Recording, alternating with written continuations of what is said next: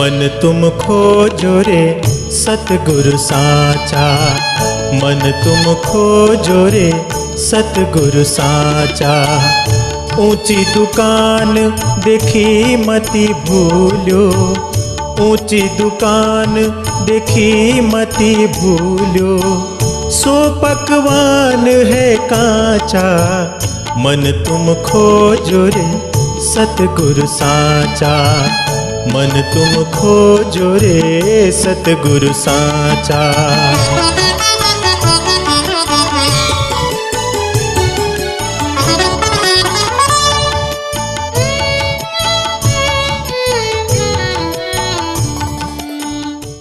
मेहर श्री राज की कैसे मैं गाऊं, मेहर श्री राज की कैसे मैं गाऊं। मैं गुण अपने राज की पल पल गाऊं, मैं गुण अपने राज की पल पल गाऊं। मेहर श्री राज की कैसे मैं गाऊं, मेहर श्री राज की कैसे मैं गाऊं। जुआ से कहना जाए ना लिखने में आए, जुआ से कहना जाए ना लिखने में आए, ना लिखने में आए ना पढ़ने में आए, ना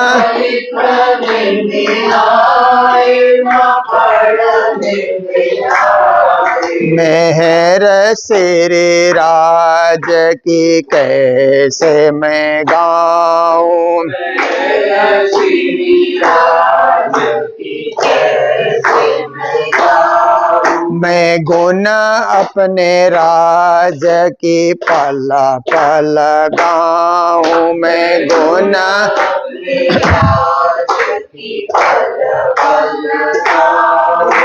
लिखने में आए ना पढ़ने में आए, ना लिखने में आए ना पढ़ने में आए, ना पढ़ने में आए ना सुनने में आए, ना पढ़ने में आए ना सुनने में आए। मेहर श्री राज की कैसे मैं गाऊं, मेहर श्री राज की कैसे मैं गाऊं। मैं गुण अपने राज की पल पल गाऊं, मैं गुण अपने राज की पल पल गाऊं। मैं गुण अपने धनी जी की पल पल गाऊं, मैं गुण अपने धनी जी की पल पल गाऊं। बोलो कृष्ण कन्हैया लाल की, सद्गुरु महाराज की, श्री प्राणनाथ प्यारे की। आज हम लोग मुंबई घाटकोपर में बिमला माता जी के घर पे सपरिवार के साथ बैठ करके कुछ ज्ञान की बातें, भक्ति की बातें, मेहर की बातें, कृपा और दया की बातें, कैसे परब्रह्म परमात्मा अदृश्य रूप से कृपा बरसा रहे हैं। जो उनको माने उन पर भी बरसा रहे हैं, जो उनको न माने उन पर भी बरसा रहे हैं। क्योंकि आकाश से जल बरसता है तो पृथ्वी में भी बरसता है, समुद्र में भी बरसता है। ऐसे ही जो महान शक्ति होती है वो कभी किसी पे पक्षपात नहीं करती है। सबके ऊपर समान दृष्टि, समान मेहर, समान कृपा, समान व्यवहार, समान विवेक। तो सभी को चाहिए कि ऐसे परब्रह्म परमात्मा जो हम पर मेहर बरसा रहे हैं, कैसे बरसा रहे हैं। एक एक श्वास जो हम ले रहे हैं वो उनकी मेहर है। क्योंकि आप देखिए कि एक फुटबॉल में हवा भरा जाता है, उस फुटबॉल में कहीं भी एक छेद आ जाए तो संपूर्ण हवा बाहर निकल जाती है, फुटबॉल जो है वो एकदम पिचक जाता है। पर इस शरीर में आप देखिए 9 छिद्र हैं, 9 द्वार रचे नरक के, ऐसे श्री जी ने कहा, निसी दिन बहे बलाए। फिर भी वो प्राण वायु कैसे अंदर रुकी हुई है। परमात्मा की विचित्र लीला है कि हम वायु से ही जी रहे हैं, श्वास से ही हम लोग जी रहे हैं, और इतना भरोसा भी नहीं है कि जो श्वास हमने छोड़ा उसके बाद नया श्वास आए ना आए। कई कई लोगों के जीवन में नया श्वास लौट करके नहीं आने से दुनिया से चले भी जाते हैं। पर जब तक हम श्वास ले रहे हैं तो उनकी मेहर, उनकी कृपा, उनकी दया का अनुभव करते रहना चाहिए। तो देखिए, इस संसार के अंतर्गत परमात्मा की कृपा का अनुभव करते हैं 2 प्रकार के लोग दुनिया में होते हैं। एक विज्ञान में विश्वास करने वाले होते हैं, वो कहते हैं प्रकृति अपने आप करती है, प्रकृति अपने आप रंग बदलती है, ये प्रकृति का खेल है, जो कुछ हो रहा है ये सब प्रकृति का खेल है, ऐसा लोग बताते हैं। पर हम लोग सर्जनहार पे विश्वास रखते हैं कि प्रकृति को प्रेरणा कौन देता है, प्रकृति को बनाया किसने, प्रकृति में रंग किसने भरा, और प्रकृति इतना सुंदर क्यों है। तो इसके पीछे कोई तत्व है, कोई शक्ति है, अदृश्य शक्ति है जो प्रकृति को इतना सजा रही है, और प्रकृति के जीवों को भी इतना सजा रही है। तो उसी को परमात्मा, उसी को ईश्वर, उसी को परब्रह्म, और उस परब्रह्म को ही हम लोग साक्षात श्री राजश्यामा के रूप में हम लोग याद करते हैं, भजते हैं।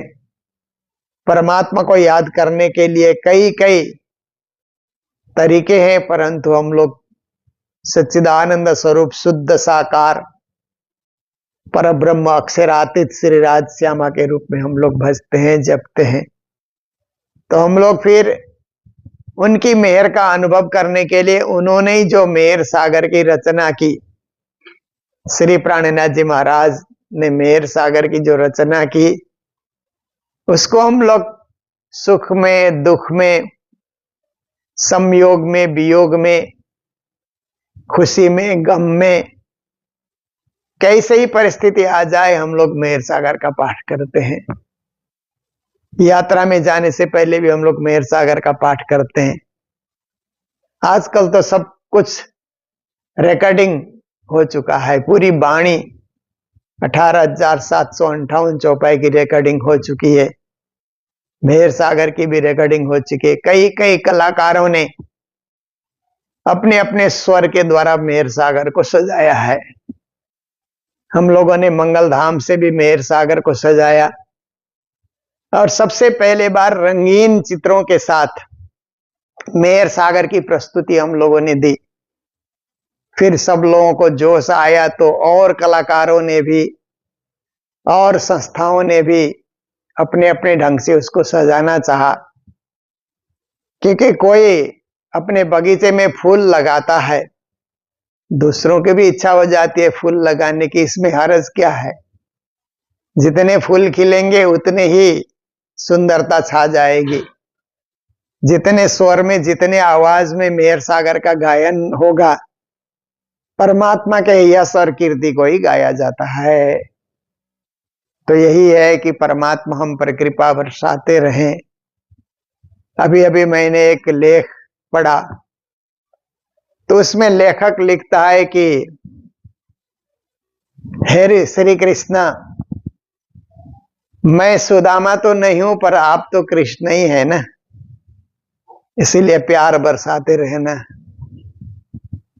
तो गोपी भाव से हम लोग इसी शब्द को इस प्रकार बोल सकते हैं कि हम ब्रज की गोपी हैं या न हो, पर आप तो ब्रज बिहारी हैं, रास बिहारी हैं। धाम के स्वामी हैं, इसलिए आप हमेशा हम पर मेहर बरसाते रहना।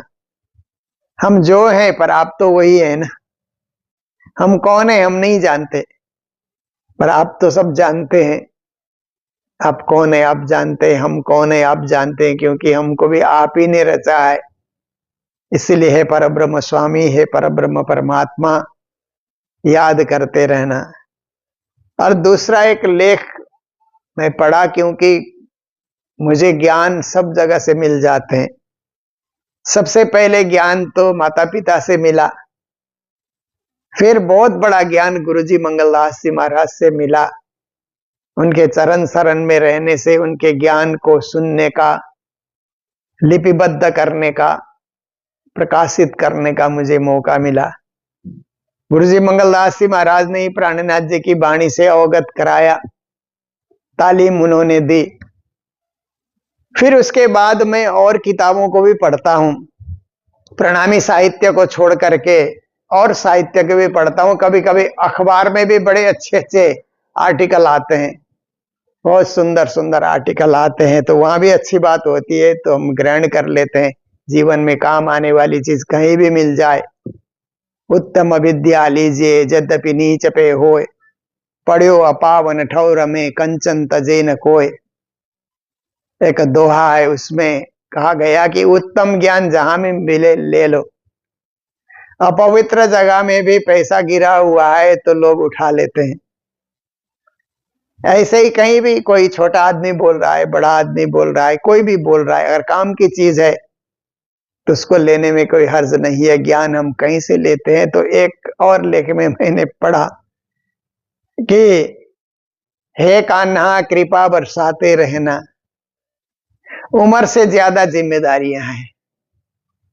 बहुत अच्छी बात लगी कि हमारी उम्र तो सीमित है, परंतु हमारी जिम्मेदारियां ज्यादा है ना। जिन जिम्मेदारियों को हम वहन कर रहे हैं, परिवार की जिम्मेदारी है, समाज की जिम्मेदारी है, संस्थाओं की जिम्मेदारी है, तो उम्र से ज्यादा जिम्मेदारियां हम उठा करके चल रहे हैं। हे कान्हा कृपा बरसाते रहना, हे धनी कृपा बरसाते रहना, हे पिया हे परमात्मा कृपा बरसाते रहना। तो कहते हैं कि हे धनी, आप दया के सागर होकर के दया ही बरसाते रहें, कृपा के सागर होकर के कृपा ही बरसाते रहें। इसके लिए हम लोग चौपाई बोलते हैं, पिया तुम हो तैसी कीजियो मैं अर्ज करूं मेरे पियू जी, हम जैसे तुम जिन करो मेरा तलफ तलफ जाए जीव जी। इस चौपाई में हम लोग कहते हैं, हे पिया आप कृपा के सागर हैं तो आप कृपा ही बरसाते रहें। हमारी तरह आप हमें भूले नहीं, हम तो भूल जाते हैं। कभी कभी हम लोग सोचते हैं कि रात को 5 बार निज नाम जप करके हम सोएंगे, पर कभी भूल जाते हैं, पहले ही नींद आ जाती है। और जब निज नाम जपने का समय होता है तो नींद ऐसी सताती है कि फट फट फट फट फट करके सो ही जाओ। दूसरे काम में तो वक्त लगाते हैं, समय देते हैं गपशप करने में, खाने में, पीने में, यावत कार्य में। जब निज नाम जपने का समय आता है तो जल्दी करो ऐसा मन कहता है। फिर सोचते हैं कि रात को तो निज नाम जप करके सोए, सुबह भी उठते हुए राजश्यामा या निज नाम या कोई भी चौपाई मुख से निकले तब हम फिर और चीज बोलें। पहले राज्य के ही शब्द बोल करके, राज्य की वाणी बोल करके और बातें हम बोलें, पर सुबह उठते उठते नींद हमको बुला देती है। हम उठ जाते हैं, इधर उधर टहलते हैं, कुछ करते हैं, जल पिएंगे, व्यायाम करेंगे, बड़ी देर में राज्य याद आते हैं। तो राज्य से हमें यही कहना है कि पल पल आपकी याद आती रहे, क्योंकि जिसको हम सबसे प्रिय मानते हैं ना, उसकी पल पल याद आती है ना। ऐसे ही राज्य प्राण प्रियतम कहा जाता है, राज्य को प्राणों से भी प्यारे ऐसा कहा जाता है ना, प्राण के प्यारे। एक प्राण से प्यारे भी है। एक भजन हम लोग गुरुजी की आरती हम लोगों ने अलग से बनाई है ना, गुरुजी मंगलदास जी की। जब लोग हम आरती करते हैं तो उस आरती में प्राणों के प्यारे हे जगबंदित, ये चौपाई है। तो कुछ माताओं को मैंने गाते हुए सुना, प्राणों से प्यारे। तो मैंने कहा प्राणों के प्यारे ही कहो, इतना ही काफी है, प्राण के प्यारे इतना ही कहो, क्योंकि प्राणों से प्यारे तो और अधिक ज्यादा ही हो जाए कि मेरे प्राण से भी आप ही प्रिय हैं ऐसा। पर मेरे प्राण के प्यारे, क्योंकि हमारे पहले पहले जो चिट्ठियां लिखी जाती थी प्राणनाथ जी महाराज के समय में, उसमें एक चौपाई ऊपर लिखी जाती थी, प्रीतम मेरे प्राण के आत्म के आधार, सब सुख देने योग्य हो लीला नित्य विहार। इसके बाद चिट्ठी लिखी जाती थी कई सालों तक, प्राणनाथ जी के समय से लगभग 400 सालों से लेकर के गुरु जी के समय तक। क्योंकि मैं गुरु जी के पास आया तो गुरु जी ने एक साल के बाद मुझे कहा कि मेरी बड़ी चिट्ठियां आती है, सबका जवाब मैं नहीं दे पाता हूं, और ऑफिस में भीम भाई रहते थे, वो भी हिसाब भी रखना होता है, सब चिट्ठियों का जवाब देना उनके बस की बात भी नहीं होती है, बहुत तो लिखते ही हैं, तुम भी सीखो और चिट्ठियों का जवाब दो। तो तब तो जमाना ही चिट्ठियों का था, टेलीफोन का जमाना भी इतना उस समय प्रचलित नहीं था, और सब आजकल के साधन नहीं थे। तो चिट्ठी लिखते थे तो गुरुजी पहले ही बोलते थे, वो प्रीतम मेरे प्राण के आत्म के आधार, सब सुख देने योग्य हो लीला नित्य विहार। ये जरूर लिखना सबको। तो राज्य को प्रीतम मेरे प्राण के आत्मा के आधार, हे मेरे प्रीतम परमात्मा, आप मेरे प्राण के आत्मा के आधार हैं। से नहीं है वहां पर, के ही है, इसीलिए गुरु जी के उस आरती में भी हम लोगों ने के का ही प्रयोग किया है। सब सुख शोभा देने योग्य हो, आप हर प्रकार से, हे राजश्यामा जी और हे राजश्यामा जी को मानने वाले सुंदर साथ, हमें हर प्रकार से आप सुख देने के आप योग्य हैं। लीला नित्य विहार, और आपके स्मरण करने से नित्य विहार, राज्य के साथ ही विहार कर रहे हैं, राज्य के साथ ही आनंद उत्सव मना रहे हैं, ऐसा हमें जीवन में अनुभव होता है। राज्य के करीब हो जाते हैं। जैसे संत गुरुजन भी घर में आते हैं या मंदिर में आते हैं, कोई कार्यक्रम में आते हैं, तो कुछ राज्य के नजदीक होने का अनुभव होता है। राज्य से बड़े दिनों से दूर हो रहे हैं, ऐसे तो हम लोग शाम सुबेरे पूजा करते ही हैं, पर प्रत्यक्ष रूप में भी राज्य की परछाई देखने के लिए, राज्य के पद चिन्ह पे चलने के लिए हम लोग तैयार हो जाते हैं। तो ऐसे समय में राज्य साक्षात पूर्ण स्वरूप लेकर के तो दुनिया में प्रकट नहीं होंगे, पर सुंदर साथ के रूप में, किसी न किसी रूप में राज्य अपनी शक्ति या अपनी परछाई, कुछ भी कही है, संसार में भेजते हैं, और उसी से हम लोग कोई मेला करते हैं, उत्सव करते हैं, तो उसमें राज्य नजदीक होने का हमें अनुभव होता है। और ऐसे मेले में कोई संत गुरुजन आ जाएं, और संत गुरुजन बैठ करके राज्य की बातें करे, राज्य के यश और राज्य की वाणी सुनाए, तब तो हमें और राज्य के उससे भी 2 कदम आगे राज्य के पास पहुंचने का हमें अनुभव होता है। क्योंकि संत गुरुजनों का और काम नहीं होता है, वो राज्य के नाम रूपी माला जपते रहते हैं। नाम माला उरधारो साधो, नाम माला उरधारो, संध्या समय में शुद्ध चित्त करके प्रभु को नाम चितारो साधो, नाम माला उरधारो। तो साधु के रूप में सज्जनों को संबोधन किया, पर साधु संतों को भी यही कहा गया कि राज्य के नाम रूपी माला को हृदय में धारण करो। माला तो हम बाहर पहनते ही हैं, राज्य के नाम की माला हम लोग पहनते हैं, पर उस माला को, उस नाम को जप जप करने से, जैसे माले में 108 दाने होते हैं, ऐसे 108 बार हमने राजश्यामा राजश्यामा कहा तो एक हृदय में एक माला अपने आप ही तैयार हो जाती है। तो ऐसे माला को हृदय में धारण किए रखो, और संध्या समय आ जाए तो चित्त को शुद्ध करके परमात्मा के नाम का उच्चारण करो, ऐसे उस गौरी में बताया गया है।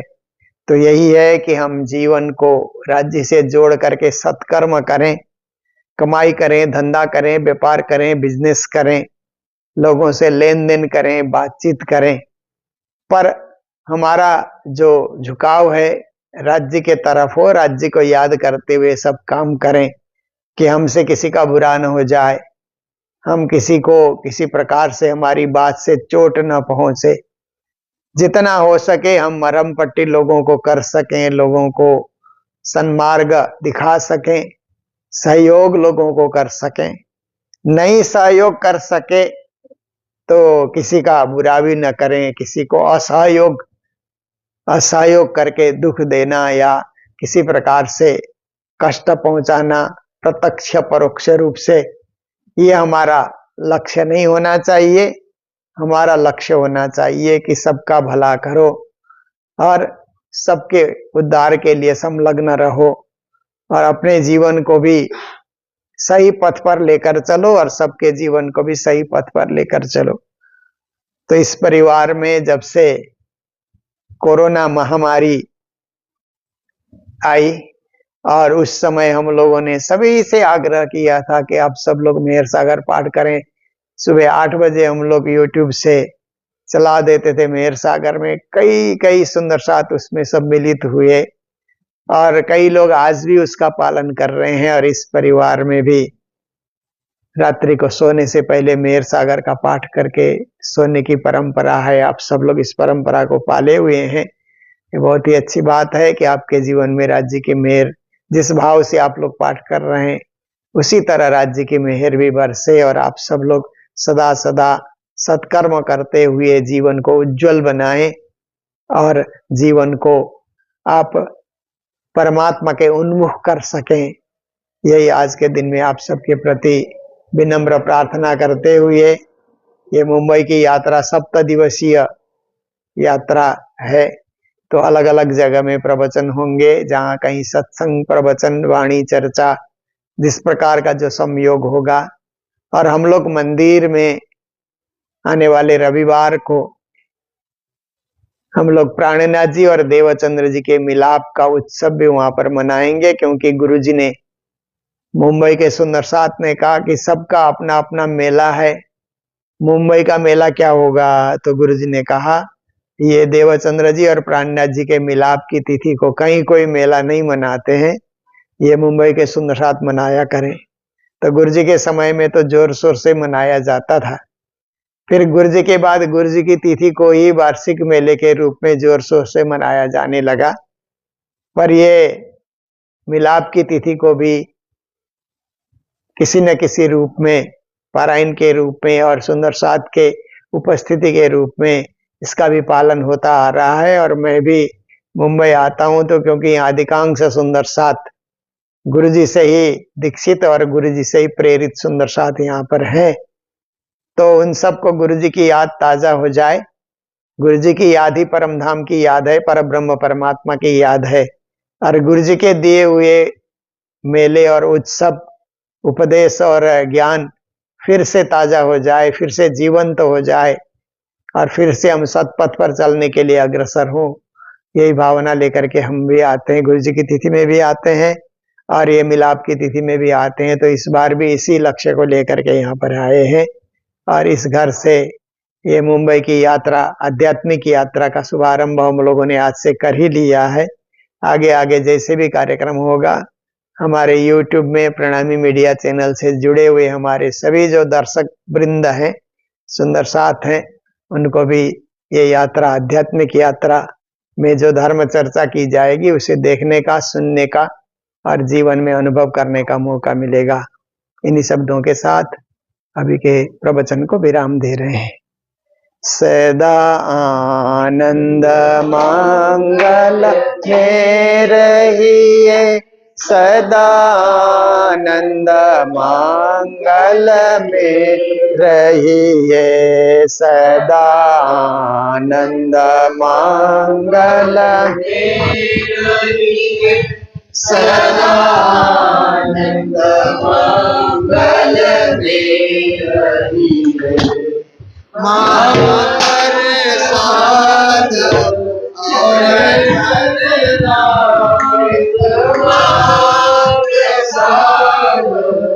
और सुख साथ में रहिए, सुख साथ की बेलरी सदा आनंद मंगल में रही सदा आनंद मंगल में रही ससुरारी प्रेम का प्याला ससुरारी प्रेम का प्याला अंतर आत्म चली रही है वाला अंतर आत्म चली रही है सदा आनंद मंगल में रही सदा आनंद मंगल में रही 64 घड़िया 64 घड़िया निश दिन राज राज राज करिए वाला निश दिन पियो पियो पियो करिए सदा आनंद मंगल में रहिए सदा आनंद मंगल में रहिए सदा आनंद मंगल में रहिए सदा आनंद मंगल में रहिए सोवे निस दिन जागे तन सोवे निस दिन जागे राम धनी के चरणों में रहिए राम धनी के चरणों में रहिए सदा आनंद मंगल में रहिए सदा आनंद मंगल में रहिए सत्साल मधु धाम धनी को राजा मधु धाम कटी को और निरन सो क्या करिए वाला और निरन सो क्या करिए सदा आनंद मंगल में रहिए सदा आनंद मंगल में रहिए सदा आनंद मंगल में रहिए सदा आनंद मंगल में रहिए साल मधु धाम धनी को राजा मधु धाम कटी को और निरन सो वाला और निरन सो सदा आनंद मंगल में रहिए सदा आनंद मंगल में रहिए सदा आनंद मंगल में रहिए सदा आनंद मंगल में रहिए की जय जय